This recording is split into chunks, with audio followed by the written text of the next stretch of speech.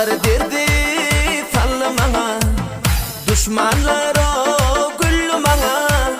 Ayrılık neçe yıllara yatlamalar koydu bana. Yandım yatların denine, bu sevginin mendiline. Sakladı kalbim eline, yaktıla yandırdı beni. Yarım yandırdı beni, gökten yere attı beni.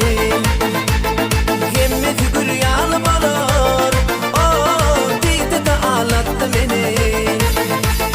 Yarım yandırdı beni, gökten yere attı beni. Hemmeti gül yağlı balır, o diydi de ağlattı beni.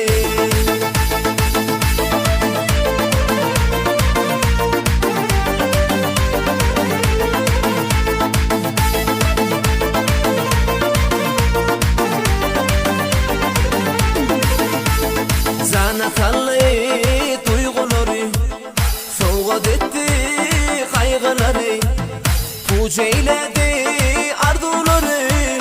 Ayrılık neçe yıllara yatlamalar koydu bana. Yandım yatların denine, bu sevginin mendiline. Sakladı kalbim eline, yaktıla yandırdı beni. Yarım yandırdı beni, gökten yere attı beni. Hemmeti gül yağlı balır, o diydi de ağlattı beni. Yarım yandırdı beni, gökten yere attı beni. Hemmeti gül yağlı balır, o diydi de ağlattı beni.